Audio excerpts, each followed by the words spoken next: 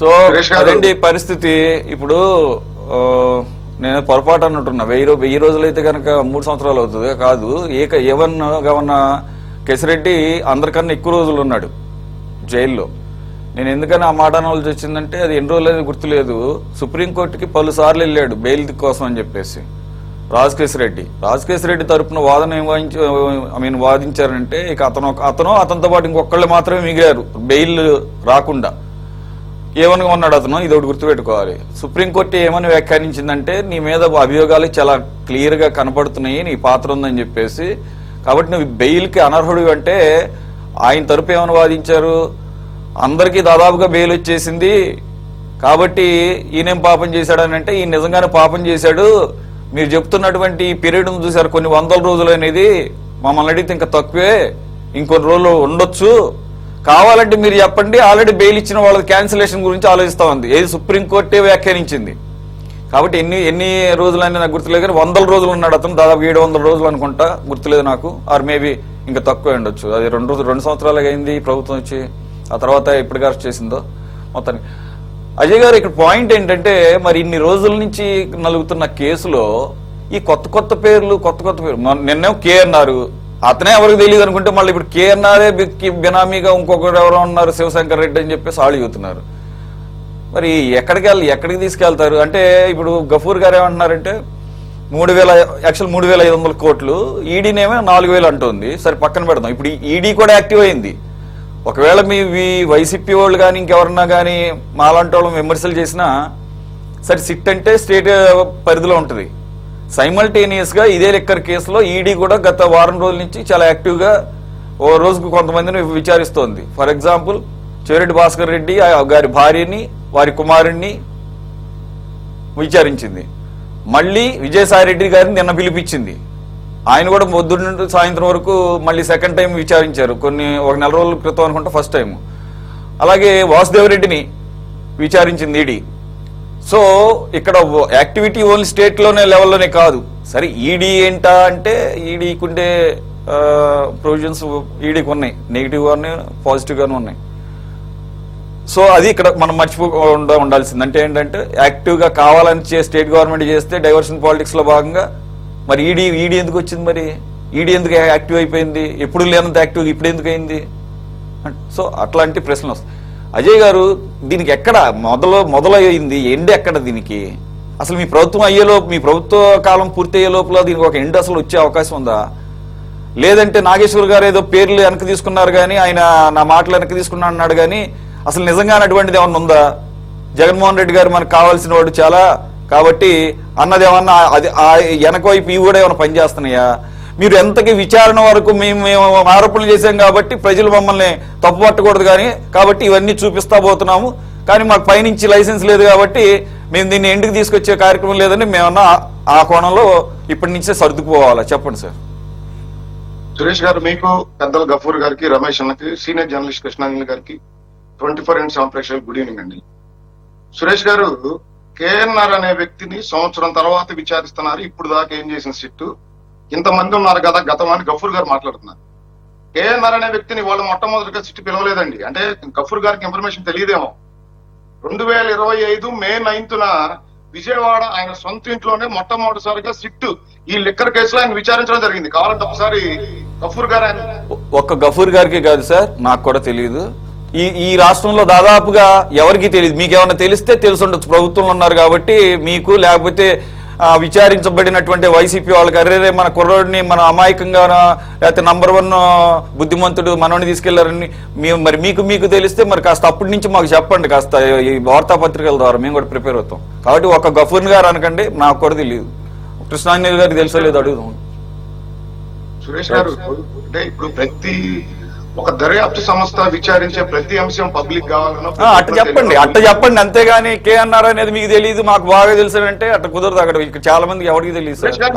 మీరు వినలేదు, నేను గఫూర్ గారికి అంశం తెలియదేమో అంటా ఉన్నా. నేను దానికి ఎగ్జాంపుల్ డేట్ తో సహా చెప్తా ఉన్నా. మీరెందుకు నా మీద పడిపోతా ఉన్నారు, మీకు తెలియదు అన్నానని? అందుకంటే మాకు తెలియదు కాబట్టి నన్ను కూడా అన్నట్టే మీరంతా నిద్రపోతున్నారా, లేకపోతే మీరేమీ పబ్లిక్ జమానాలో లేదన్నట్టుంది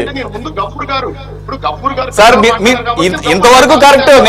కాదంట్లా ఏమండి, అందరి పేర్లు చెప్పడాల్సిన అవసరం లేదు, అందరికి తెలియాల్సిన అవసరం లేదు అన్నట్టు బాగుంటది. మాకైతే ఎవరికి తెలియదు, చెప్పండి సార్. మీకు ఏమన్నా తెలిస్తే ఆయన గుణగణాల గురించి చెప్పండి, వింటాము, విని తరిస్తాము. ఆయన గుణగణాలు చెప్పండి. ఎందుకు ఆశ చేశానంటే కేఎన్ఆర్ అనే వ్యక్తి అసలు గఫూర్ గారు నాకు తెలియదంటా ఉన్నారు. అది చాలా ఆశ్చర్యకరమైన విషయం. ఎందుకంటే గఫూర్ గారు చాలా సీనియర్ పొలిటీషియన్. 2019 నుండి 24 మధ్య Jaganmohan Reddy CM camp office లో ఎవరు కలవాలన్న అపాయింట్మెంట్ల దగ్గర నుంచి ప్రతి అంశంలో కేఎన్ఆర్ గారి పేరు వినపడింది. దాంట్లో పెద్ద ఆశ్చర్యపోవాల్సిన అంశం ఏమి లేదు. రెండోది, నేను డేట్ తో సహా చెప్పా, ఒక్కసారి మీకు డౌట్ ఉంటే మీరు గూగుల్ చేయండి. 2025 మే 9న ఎంక్వైరీ చేయడం జరిగింది ఫర్ ద ఫస్ట్ టైం ఆయన్ని. ఇక జర్నలిస్ట్ గా ఆయన ప్రస్థానం స్టార్ట్ అయింది. ఆయన నమ్మకంగా జగన్మోహన్ రెడ్డి గారి దగ్గర ఉన్నారు. ఆయన పిఏగా పెట్టుకోవచ్చు, అది ఆయన ఇష్టం, దానికి మనం ఏమి అబ్జెక్షన్ చెప్పాల్సిన అవసరం లేదు. రెండోది, కేఎన్ఆర్ గారిని ఆయన ఏదో డబ్బులు ఎమ్మెల్యేల దగ్గర సీట్ల కోసం తీసుకున్నారు, ఆ డబ్బులు తీసుకుంటే దీంట్లో ఎక్కిచ్చారు, అది కాదండి.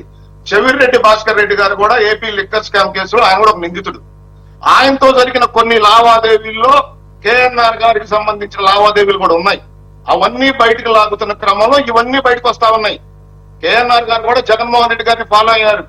ఆయనకైనా పదుల సంఖ్యలో షెల్ కంపెనీలు, ఆయనకైనా బినామీలు, పిఏగా ఉండి నాకు ఉండాల్సిన అవసరం లేదని చెప్పి ఈయన కూడా బినామీలను పెట్టుకున్నాడు. ఆ పుత్తక శివశంకర్ రెడ్డి అనే వ్యక్తి ఇంటికి మీద కూడా సిట్ విచారణ జరుగుతా ఉంది. ఈ రోజు ఒక పిఏగా పనిచేసిన వ్యక్తి సాక్షి వాళ్ళు ఏం సమర్థించుకుందంటే ఆయన ఎప్పటి నుంచో సీనియర్ జర్నలిస్ట్, ఆయన కొద్దిగా చిరు వ్యాపారాలు చేసి ఈ రోజు అంత డబ్బులు ఆర్జించాడని చెప్తా ఉన్నారు. మరి సీనియర్ జర్నలిస్ట్ కృష్ణాంజలి గారు కూడా ఉన్నారు. సురేష్ గారు మీరు జర్నలిస్టే, మీరు గత నాకు తెలిసి 10-15 ఏళ్ళగా ఉన్నారు. కృష్ణాంజలి గారు చాలా కాలం నుంచి ఉండుంటారు. మరి మీరు ఎన్ని కోట్లు సంపాదించారో అది మరి మీరే చెప్పాలి. ఒక వ్యక్తి అమాంతం ముఖ్యమంత్రికి పిఏ అయిన తర్వాత 5 సంవత్సరాలు జర్నలిజమే కాదండి, దాని ముందు ఒక 8 సంవత్సరాలు లండన్ లో కూడా ఉన్నాను. మరి మేము ఒక 15 లక్షలు పెట్టి ఫ్లాట్ కొనడానికి తలమునకలు అవ్వాల్సి వచ్చింది. ఓకే సురేష్ గారు, మీరు ఇప్పుడు కూడా కారు కొనుక్కోవాలంటే ఈఎంఐ లో కొనుక్కోవాలి. కొనుక్కున్నాను సార్, అది వాస్తవం కూడా. కొనుక్కున్నాను 2 సంవత్సరాల క్రితం. ఇప్పటికి ఈఎంఐ కడతారు 15,000 నెలకి. వింత ఏంటంటే జగన్మోహన్ రెడ్డి గారి పిఏగా ఉన్న వ్యక్తి గతంలో ఆయన జర్నలిస్ట్ గా ఉండి కొంచెం చిరు వ్యాపారాలు చేసి ఆయన ఒక షోరూమ్ అధినేత అయ్యారు. అది ఎలానో మీకు కూడా ఒక ట్రైనింగ్ సెంటర్ లా పెట్టి మీలాంటి సీనియర్ జర్నలిస్ట్ కొంచెం చెప్తే మీరు కూడా మీరు ఇబ్బందులు లేకుండా మీ ఈఎంఐ నుంచి బయటపడవచ్చు. ఆయన కేఎన్ఆర్ గారు, ఆయనకి ఆస్తులు ఎక్కడెక్కడ ఉన్నాయి. 2019 నుండి 24 మధ్య వాళ్ళ భార్య గారి అకౌంట్ లో 20 కోట్ల రూపాయల ట్రాన్సాక్షన్ జరిగినాయి, లావాదేవీలు. అవి మనీ ట్రయల్స్ లో బయటపడటం జరిగింది. కేఎన్ఆర్ గారి కాల్ డేటా తీయడం జరిగింది, ఎవరెవరితో ఆయన మాట్లాడాడు, ఏ సమయాల్లో ఎక్కడెక్కడ ఉన్నాడు. రెండోది, ఈయనకి హైదరాబాద్, బెంగళూరు, విజయవాడ, కడప, తిరుపతిలో లగ్జరీ విల్లాస్, అదేవిధంగా తిరుపతి, దర్శి, జగ్గైపేటలో 40 పైగా ఎకరాల పొలం, భోగాపురం ఎయిర్పోర్ట్ దగ్గర పొలం. ఈ విధంగా ఒక పిఏగా పనిచేసిన వ్యక్తి ఒక సాధారణ జీవితం గడిపి 2019లో జగన్మోహన్ రెడ్డి గారు ముఖ్యమంత్రి అయిన తర్వాత 2024 ఎలక్షన్ అయిపోయే లోపు ఆయన దగ్గర పర్సనల్ వ్యక్తిగా, అంటే ఈ రాష్ట్రంలో ఉన్న వైఎస్ఆర్సీపీ నాయకులందరికీ తెలిసిన అంశమే, వితౌట్ కేఎన్ఆర్ గారు జగన్మోహన్ రెడ్డి గారిని కలిసే పరిస్థితి ఉండదు. అది ప్రతిపక్షంలో ఉన్న మాకు కూడా తెలుసు ఆ విషయం. అది రాష్ట్ర ప్రజలందరూ కూడా తెలిసిన విషయమే. కేఎన్ఆర్ గారు తెలియదంటే దానికి మనం ఏం చేయగలిగిందేం లేదు. ఈ రోజు ఆయన మీద విచారణ జరుగుతా ఉంది. ట్రాన్సాక్షన్స్ బయటపడినాయి. చెవిరెడ్డి గారి ద్వారా జరిగిన ట్రాన్సాక్షన్స్ లో తీగలాగితే డొంకంతా బయటపడింది. గతంలో ప్రాథమిక విచారణలో 3,500 కోట్లు మాత్రమే అని ఆ రోజు చెప్పడం జరిగింది. కానీ ఈ రోజు ఇట్లాంటి పిఏలు, ఇట్లాంటి బినామీలు ఇంకా బయటకు వస్తే అది ఎన్ని వేల కోట్లకు వెళ్తుందో ఈ స్కామ్. ఇక గఫూర్ గారు చెప్తా ఉన్నారు, ఇదేదో ఊరక 70mm లో డ్రామాలు ఆడుతా ఉన్నారు, ఈ డ్రామా రివర్స్ అయి బూమరాంగ్ అవుతుందని.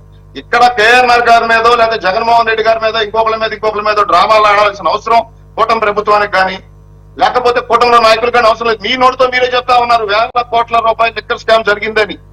ఆ లిక్కర్ స్కామ్ లోనే ఒక్కొక్కరు బయటపడతా ఉన్నారు ఎంక్వైరీ జరుగుతున్న క్రమంలో. ఇప్పుడు కేఎన్ఆర్ గారిని ఎంక్వైరీ చేస్తే కేఎన్ఆర్ గారు సహకరిస్తే అసలు వ్యక్తి ఎవరు బయటపడతారు.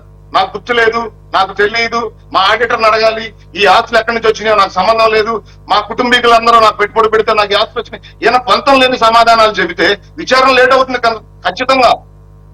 ఈడీ ఎంటర్ అయిందని చెప్పి సురేష్ గారు కోట్ చేయడం జరిగింది. ఈ లిక్కర్ స్కామ్ లో 400 కోట్లకు పైగా ఆస్తులు జప్తు చేయడం జరిగింది ఈడీ. అదేవిధంగా సుప్రీంకోర్టు చేసిన వ్యాఖ్యల్ని సురేష్ గారిని కోట్ చేశారు.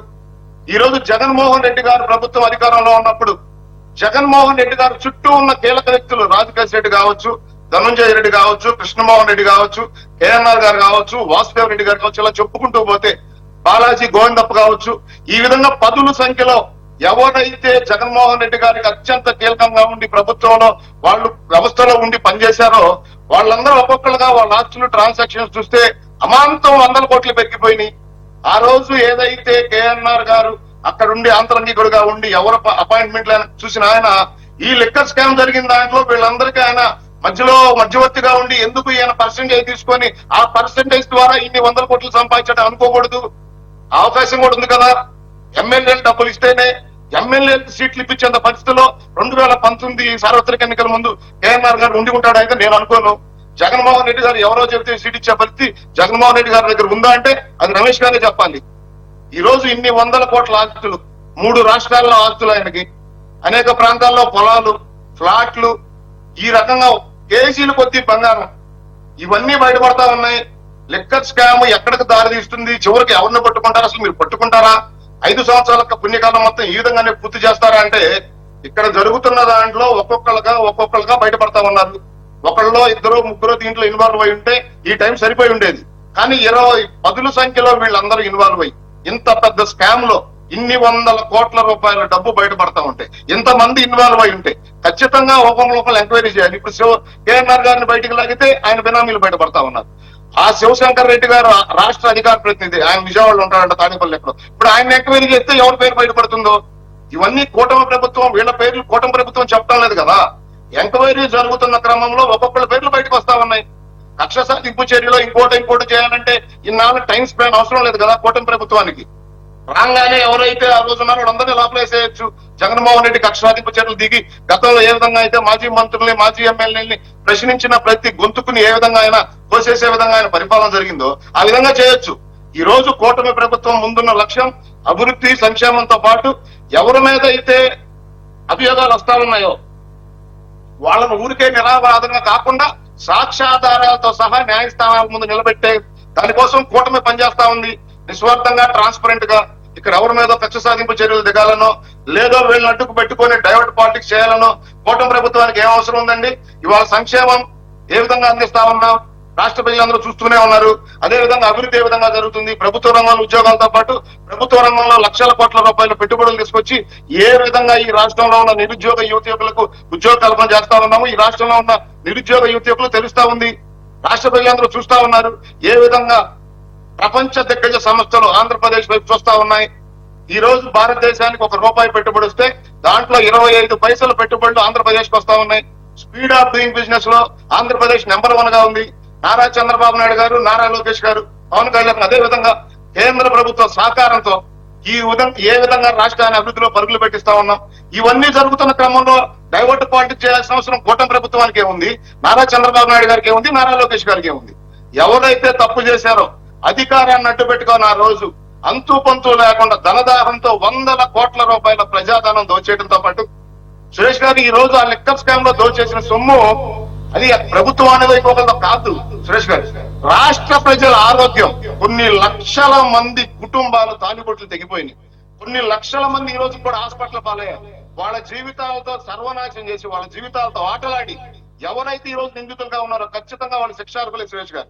ఇది ఎక్కడికి పోయి ఆగుతుంది? ఈ 5 సంవత్సరాల సమయం మీకు సరిపోతుందా అంటే ఖచ్చితంగా సురేష్ గారు న్యాయస్థానాల ముందు సాక్ష్యాధారాలతో నిరూపించేదానికి ఏవో వాళ్ళ కేఎన్ఆర్ గారు పరిచినారంటే కేఎన్ఆర్ గారిని వెంటనే అరెస్ట్ చేయడం కాదు.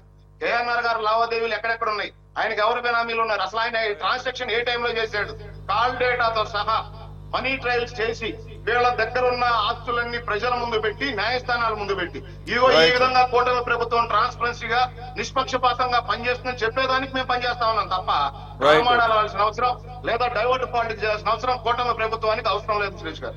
రైట్ చెప్పండి. అంటే కూటమి అంటే తెలుగుదేశం ప్రధాన పక్షంగా ఉన్నటువంటి తెలుగుదేశంకి అటువంటి ఆలోచన లేదనకండి. చేయాలనుకుంటే చేయొచ్చు. ఢిల్లీలో చేశారు ఏంటి, ఈడీని అడ్డం పెట్టి కేజ్రీవాల్ని తప్పమని లోపలేశారు. కాబట్టి మీరు పోనీలేండి, మీరన్న ట్రాన్స్పరెంట్గా వెళ్తున్నాం అన్నారు కాబట్టి అంతవరకు బాగుంది. మరి సిట్ వరకు ట్రాన్స్పరెన్సీ, మరి ఈడీకి ఆ ట్రాన్స్పరెన్సీ ఉన్నట్టుగా పెద్దగా రికార్డ్ లేదు. మరి అదేం అండర్స్టాండింగ్ మరి తర్వాత రోజులు చెప్తాయి. మరి ఈడీ ఆల్రెడీ యాక్టివ్ అంటే ఒక రాష్ట్రంలో పనిచేసే నాయకుడు పనితీరు బట్టి అక్కడ ఉన్న ప్రభుత్వ వ్యవస్థల పనితీరు ఉంటుంది. మా నాయకుడు ట్రాన్స్పరెంట్ గా పనిచేస్తాడు. Okay, point taking. Chandrababu Naidu గారు రూల్ ప్రకారంగా ట్రాన్స్పరెంట్ గా పనిచేస్తాడు. నరేంద్ర మోదీ అంత ట్రాక్ రికార్డ్ లేదని కూడా అక్కడ అర్థం ఉంది. అయితే ఎందుకనంటే లేనిపోయిన ఆపత్తించొద్దు. నేను నరేంద్ర మోడీ గారి గురించి మాట్లాడలేదు. నేను మా నాయకుడు ఏ విధంగా పనిచేస్తాడో చెప్పాను. సరే, మీ అభిప్రాయం కాదులేండి, నా అభిప్రాయం అనుకోండి, నష్టమే లేదు. నా అభిప్రాయమే. ఎందుకంటే వాళ్ళు రాష్ట్రాన్ని బట్టి అదే సార్, నేను మిమ్మల్ని అంటలేదు సార్, నాదే అనుకోండి. నా కామెంటేనండి, నేనే నా కామెంటే పర్సనల్ గా ఆయనకే, ఈడీకి, కేంద్ర ప్రభుత్వానికి రాష్ట్రం బట్టి చట్టం మారిపోతుంది, రూల్స్ మారిపోతా ఉంటాయి. అక్కడున్న నాయకుడిని బట్టి, అక్కడున్న ప్రభుత్వాన్ని బట్టి, వాళ్ళ గవర్నమెంట్ వాళ్ళ పార్టీ వాళ్ళకైతే ఒక రూల్ ఉంటుంది, అవతల వాళ్ళకైతే మరో రూల్ ఉంటుంది. ఆ రకంగా నేనే అంటున్నాను. ఓకే, ఎందుకంటే హేమంత్ బిశ్వ శర్మ కానీ, లేకపోతే మొన్న వెస్ట్ బెంగాల్ చీఫ్ మినిస్టర్ గా పదవి ప్రమాణ స్వీకారం చేసిన సురేందు అధికారి కానీ 5-6 సంవత్సరాల క్రితం ఇలా ఇంత డబ్బులు మూటలు కట్ట కెమెరా ముందు తీసుకొని ఇట్టా సర్దుకున్నాడని నరేంద్ర మోదీ ఎక్కిరించినటువంటి నరేంద్ర మోదీ ఇప్పుడు ఆ పార్టీ తరఫున ముఖ్యమంత్రిగా ప్రమాణ స్వీకారానికి వెళ్లి రావాల్సిన పరిస్థితి వచ్చింది. కాబట్టి అందుకునే గుర్తు చేశా. కాబట్టి ఇక్కడ ఈ రాష్ట్రంలో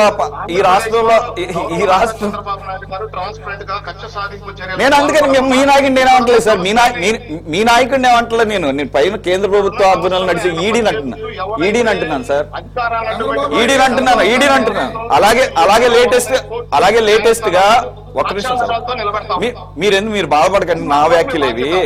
అదే సార్, ఆగండి సార్, మాకు డిబేట్ పరంగా ఇది వేదిక కూడా మేము ఈడీని మరి మాకున్న అభిప్రాయాలు చెప్పనివ్వండి. నిన్న కూడా పినరాయి విజయన్ 4 రోజుల క్రితం ముఖ్యమంత్రి పదవి దిగిపోయాడు, ఆయన ఇంటి మీద ఈడీ పడిపోయింది నిలిపి. కాబట్టి ఏంటంటే సెలెక్టివ్ మోడ్ ఆఫ్ ఆపరేషన్స్ ఉన్నాయి అనేది నేను ఎగ్జాంపుల్స్ తో చెప్తున్నాను అంతే. కాబట్టి ఇక్కడ రాష్ట్రంలో ఉన్నటువంటి అభిప్రాయం ఏంటనేది కమింగ్ డేస్ తేలుతుందని చెప్తున్నాను. రమేష్ గారు.